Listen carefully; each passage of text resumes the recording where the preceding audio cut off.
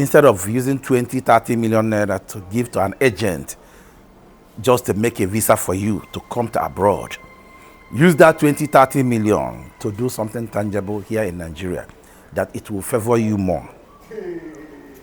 And a lot of people were on the comment section saying a lot of things about this man. Now, let me read some of the comments. One said, "What are you still doing there?" And they're mad. Abroad is a secret society where if you enter abroad, brother, for you to come out, brother, need a special grace of God. You know, that's why sometimes when people see us and then they begin, why will you come back? Why will you come back? I said to that person, brother, it's only special grace of God that can make you to live abroad. Carry your family, come back to Nigeria.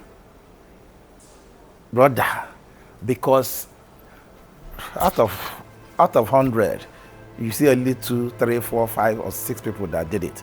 And if you are opportune to do it, I mean, willingly, it's not like you are deported. It's not like you are on the run. It's just that you willingly pack your things, sell everything that you have, decide to move back to Nigeria. It's only by special grace of God that you can do that. Hey, my brother, it's not a naive question. Most of them abroad are doing projects back home that they can not execute while in Nigeria. No matter how hard the abroad might be, you cannot compare it to living in Nigeria. Over there are jobs. Over here in Nigeria, we don't have jobs. Even when you get job here, the pay is very poor and cannot take care of you and your family. Abroad may be hard, but living in Nigeria is hell, except you are privileged. I understand where this guy was trying to hit. You know, he was trying to, no matter what you are doing, you cannot compare Nigeria with abroad. Agreed. You know, if you never go, you will not know. You know, that's why they say soldier go, soldier come. If you are not privileged to leave this country, move abroad, you will not understand what people are going through. And that is the reason why you see so many people going to country like, you see somebody who enter flight or enter road going to Qatar, going to Kuwait. You see somebody going to Vietnam. You see somebody going to Pakistan. You see somebody going to Afghanistan. You see somebody going to what is it called? Russia. You see somebody going to what is it called? In short, there are so many countries. You see our people around the world, and you see a lot of people stuck. They couldn't come back. No money to come back. They cannot buy ticket for themselves. They cannot even eat. They are just begging just to make sure they eat. But people don't understand it. And it's because of people like this, because people feel like the moment you live abroad, the moment you leave Nigeria to anywhere you find yourself, you are better than here in Nigeria. But I tell you, totally lie. The problem we have in Nigeria is a lot of people want oil money. A lot of people want quick money. And because of that, everybody has overlooked the way you can make this money. Now, I give example one time that in Lekki here, painter of tomato here, one time in Lekki here is about 13,000 naira, 12,000, 13,000. But just 2 kilometers from here, from Lekki, you get the same tomato, 6,000, 5,000, 7,000. So in that sense, someone that is selling here in Lekki is selling 13,000. He's making how much? He's making almost 5,000 naira gain in one penta. He's making 5,000 naira. One penta of tomato, he's making 5,000 naira. If he eventually from that 2 kilometers find his way to here, he will make 5,000. There are so many people who from the east, all they do is they transport oil down here to Lekki. If I tell you how much they are selling the oil, you will not believe that. There are so many things that we can do in this country. Because you know what? That's why you see Chinese, Indians, Pakistans are trooping into this country. Because there are opportunity. But we, the Nigerians, we never see that opportunity. We never see it as something because we don't want to go and be selling oil. You don't want to go to southeast or south or wherever to buy oil to come to Lagos and sell. You don't want to go to Benue to buy yam. You don't want to go to north, far north, to buy tomato and bring them here and sell them and make what I call real money without stress. Now, you talk about abroad. Abroad is good. But as I said, if you have never go, if you no go, you no go know. When you see 10% of people making it in abroad, do you know how many Nigerians are living in abroad? Do you know how many Nigerians are living abroad? And you see 10% of them are making it. And because of that, you generalize. You generalize that, no, some of them, many of them are doing projects here. Look around you, where you are living, where you are staying now, and ask the houses that are surrounding you, the people that owns that house, where are they? Look at the people, the cars that you are seeing, those new brand cars. When you see a new brand car, ask question, who owns that car? 90% of those that own new brand car in this country are living in this country. In abroad, if I want iPhone 17, I will, as far as I'm working, I will go and take it. In abroad, if I want Mercedes 2026, as far as my paycheck can take it, I will go and take it. In abroad, if I want a house like this, as far as my paycheck can take it, I will go and get a new brand house. But are they free? No. That will do what? That is, I call it marriage that you will never depart from. You see, do you know that you can marry man, or you can marry your wife or your husband and decide to divorce? You can marry someone and decide to divorce. But this one that I'm telling you now, that you decide to go and use credit to buy this house, use credit to buy iPhone 17, use credit to buy a car, use credit to buy everything that you have, because you can buy them with credit. That is marriage of no return. And if you don't pay, banks understand this game. They will give you what you want, and they are praying for you, self. They give it to you, and they are praying for you not to default, because the moment you default, the ones that you paid already is still in their bank, and that property or whatever they gave you will still return to them. But if you see this house like this our house is paid in full. This car here is paid in full. Anything you see that we own is paid in full. If you see phone, it's paid in full. If you see clothes, do you know that people in abroad are also buying shoes, buying clothes on credit? People are buying watches on credit. People are buying necklace on credit.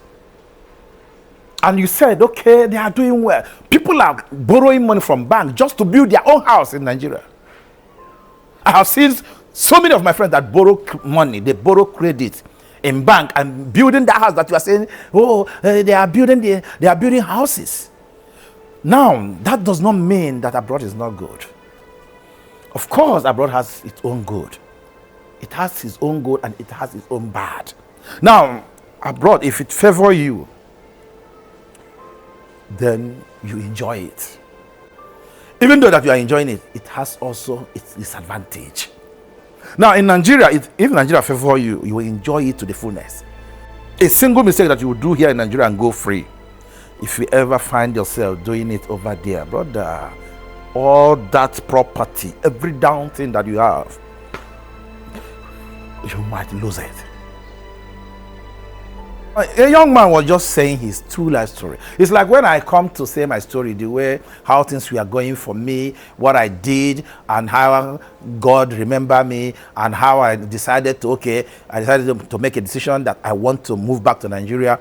When I'm talking about it, a lot of people will be coming after it. They will be like, you are talking nonsense. You are saying this, you are saying that.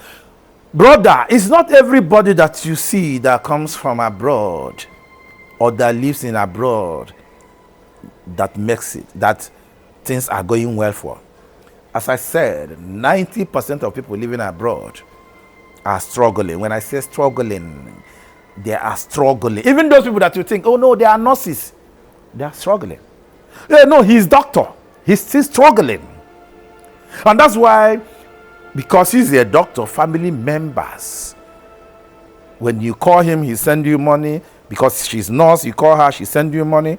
Because he's working, you call him, he send you money. Or you call her, she send you money. And one day she said, I don't have. Then you see that person as enemy. Without knowing that in abroad, so many things can go against you. You might have job today, tomorrow you lose that job. You might live in abroad for 34 years. There is a friend of mine, he's now going to 34 years in abroad. This man is heading to 62 years. He doesn't have 2 rooms in Nigeria, 2 rooms. And now he's already tired, but he couldn't come back to Nigeria. Those are the things that we are talking about. This guy said, some are stuck. Some cannot come back again.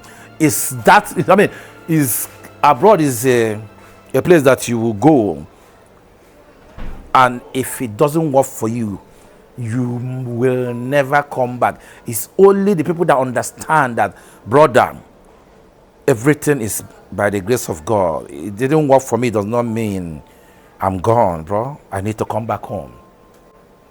I have some friends, I have people, relatives, I have friends that are still living in abroad. They have been there 10, 15, 20, 30 years. Nothing to show for it. The same thing goes here in Nigeria. But the good thing about Nigeria is, even when things are not going well for you, you might decide to marry and settle down. And you know one good thing about marriages, God said, whosoever find wife, find good thing and obtain favor from the Lord.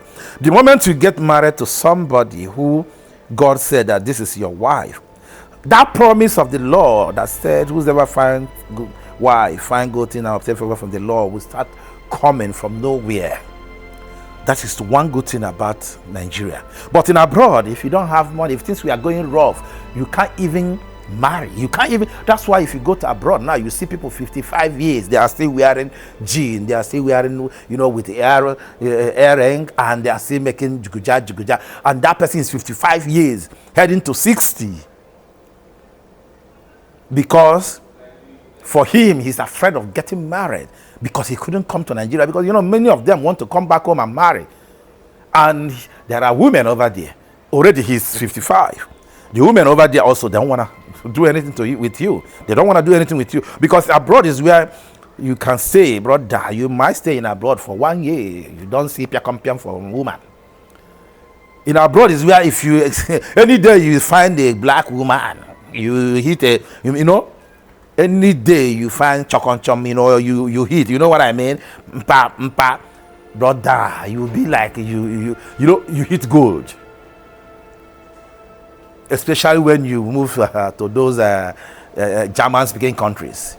In UK, it might be possible because there are so many, you can, but still, in abroad, if you eventually find a woman, brother, you are blessed. Unless that's why you see people, connecting with women that are older, at least 30, 40, 50 years older than them, 30 years older than them. Because, brother, if you don't do it, you know what it means. So what I'm trying to say is this. Please, if somebody is trying to share his experience abroad, don't stop telling him, what are you still doing there? The mad. In that sense, you are trying to say that he's deceiving people. He's not deceiving people. He has the right to share his experience, what he's going through. That's why somebody will wake up and say, yes, I'm making 30 million I'm sending 20 million from Canada, from America, from Australia every month. How? Is it not this abroad that we are? How are you working? He said that he's working. That person said he's working. He's saving 20 million money in Nigeria every month. How? What kind of job are you doing that you are saving 20 million naira every? And someone asked him, so you have been saving 20 million every month and you are still there for 10 good years. You are still abroad. Brother, why do we always want to deceive people that live here? And that is the reason why so many people are heading to desert. That is why so many people are heading to desert. And that's why you see somebody who will leave Nigeria and be heading to Cambodia. You see somebody, he will leave Nigeria and be heading to Belarus. You see somebody, he will leave Nigeria and be heading to Iraq. Just because of what people are saying on social media. You don't want to say the truth. You don't want to say things the way it is. As I said, abroad does not mean going to abroad is not bad thing. No, it's not what I'm saying. But what I'm saying is, if you see when somebody is, narrating his or her experience about abroad, allow that person, because he's trying to make it out so that people that are coming in will understand the challenge ahead. Don't stop telling that person, then what are you doing there? Thank God now nobody is saying what am I doing there anymore. So now nobody is telling me, okay, when I talked before, everybody, and you are still living there. I'm not living there, I'm living in Nigeria. Now, anyway, guys, I don't want to say much. The only thing, because I think the video is getting long, all I'm saying is, please, allow people to say their experience. This man is just saying, instead of you paying agent 20 to 30 million for agent to get visa, so that you can travel to Canada, America, whatever, Australia, UK, brother, use that 20, 30 million. There are things you use it to do. And he said something that I like. He said, use 20, 30 million, that 20, 30 million naira, use it to start something. Before you know it, you build empire that you can go to embassy and collect visa and be traveling holiday and coming back. Still, people are attacking him. What are you still doing there? Nigeria will never learn.